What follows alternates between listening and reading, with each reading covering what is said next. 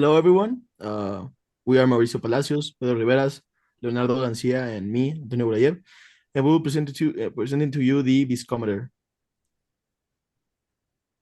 A viscometer is an instrument designed to measure the viscosity of a fluid, which is defined as its resistance to flow or shear, and it's a critical property that influences the behavior of liquids in various applications, such as food processing, pharmaceuticals, petrochemicals, and paint.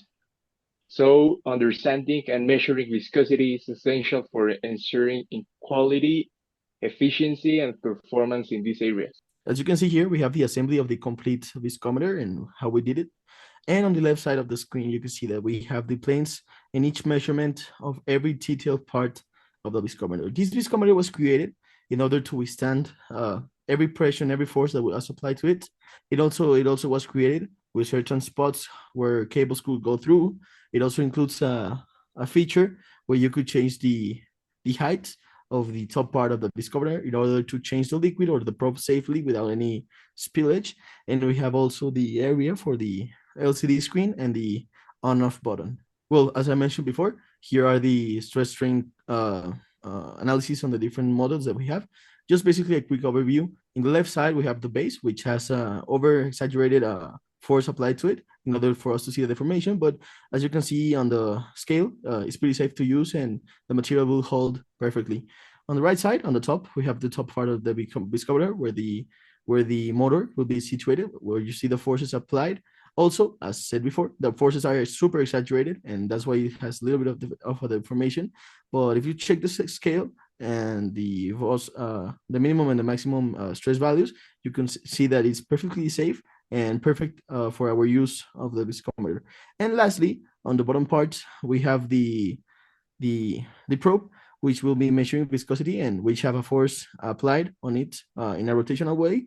And also, it presents different colors as well because of the exaggerated deformity. But you can still see that if you check the scale and the yield strength and every value, it's perfectly safe to use and a perfect design for the material preferred. So to begin, we analyze the motor's performance based on an input voltage. After conducting tests, we determined that the voltage of 2.5 volts was ideal for achieving a low-speed operation. Then we calculated motor revolutions per minute using the motor's pulses per revolution, which was 100 pulses per revolution.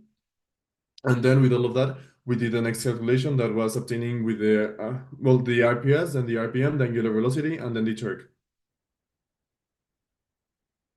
With that values, then with the known values that we already had, that was the viscosity of the soap, the radius of the shaft, the height of the shaft, the height between the shaft and the beaker, that was obtained or design because our design, we can get the torque, and with all of that, then we did the signal conditioning that was with all of the configurations of the pumps.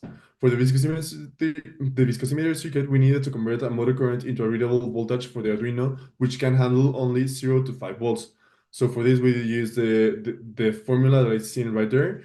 And we know that the M is equal to our non-inverting op-amp and our K is our differential amplifier.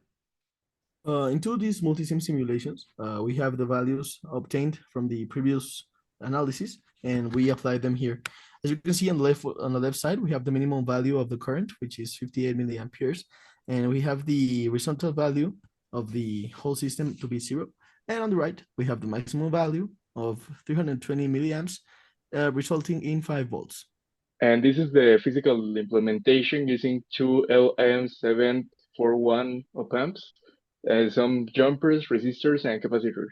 Presented code operates a viscometer by integrating an LCD display, an encoder, a button, and an analog voltage sensor to calculate and display key parameters such as motor RPMs, torque, and viscosity in centipoise.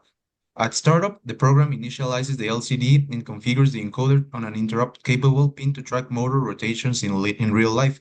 It also sets up a button with a bounce mechanism to toggle between two display modes, one showing RPM and measured current, and another showing torque and viscosity. These are the main equations that we use in the Arduino program. The first one is to read the analog voltage measurements. Then we have the calculation for the torque that uses the constant K of the motor. Then we have the equation for our viscosimeter that is going to be displaying in centipoise. And finally, the counts for the RPMs. Here we have the video of the final implementation of the viscometer in plain use.